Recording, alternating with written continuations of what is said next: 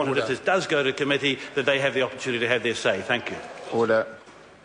Honourable Ruth Dyson. Mr Speaker, I want to begin my contribution on the Resource Management Restricted Duration of Certain Discharge and Coastal Permits Amendment Bill by congratulating the Green Party member, Catherine Delahunty, for having the good luck to get her bill drawn from the ballot, but also the good sense to put this before the House for a discussion, and also to say that I am extraordinarily impressed at the large amount of public interest there appears to be from the members of the public who are in the gallery listening to this. I didn't realise how many people actually were so concerned about the situation in and around Kawerau, but I think it's excellent to hear that. I understand actually that there is a long queue of people who are waiting to get here, and I certainly hope that they're able to make it into the public gallery before Catherine Delahunty does her concluding speeches.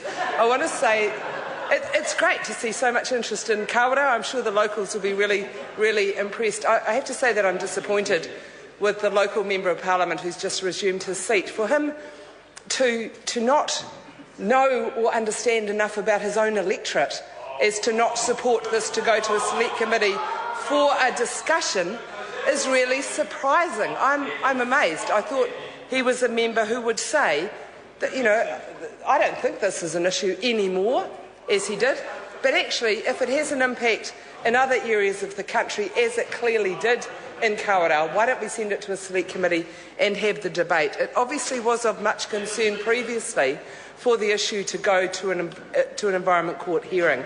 I listened to my colleague Moana Maki prior to the dinner adjournment in her contribution, and I just want to say what good news it was to hear a Member of Parliament praising their democratically elected regional council and say how committed Environment Bay of Plenty was to the partnership that they have with local communities, including iwi, to the standards, not just required, but standards that they think are better than required for environmental protection in the area.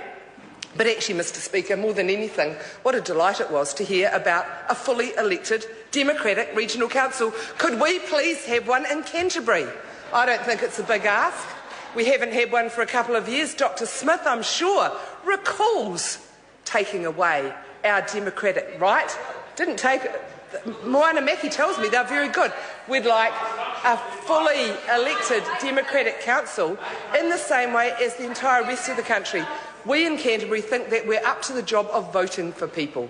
I know that we haven't been able to do it for a little while, but we think it's within our area of competence, and I'm sure that even the national members of Parliament for Canterbury think that we're up to the job of voting for our regional council. But, Mr Speaker, back to the specifics of the bill. It is, of course, of concern when an issue as serious as this has gone through the Environment Court process. That's a big process and it's an expensive process, and not one that any organisation will take up lightly. The fact that this issue appears to have been resolved in this specific place, from what we've heard from other contributions, or at least attempts have been made through the goodwill of the Regional Council, the company concerned and the local iwi, through their Memorandum of Understanding, is good news. But that might not always be the case. So the debate that we should sensibly have at the Select Committee is specifically around the duration of the discharge and the coastal permits. I think it would be a very worthwhile debate to have. Mr Speaker, I just want to make a few concluding remarks towards the criticism that Todd McClay directed at Catherine Delahunty for what he described as the specificity, the narrowness of his bill. In 2014, not very long, when Mr Macleay is a member of the loyal opposition of this Parliament and brings a specific, if he's high enough on the list, and brings a specific and narrow members' bill to this House, I give him my commitment that I will not vote against it on the basis of it being too specific and too narrow, but only on the basis of it being stupid or something I fundamentally disagree with. Because when you're in opposition, you don't have the resources of a government department or agency.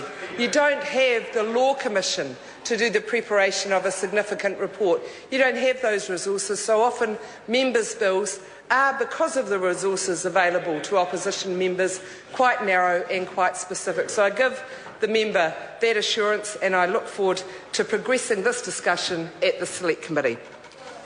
Eugenie Sage. Mr Speaker, thank you. I'm very pleased to take a short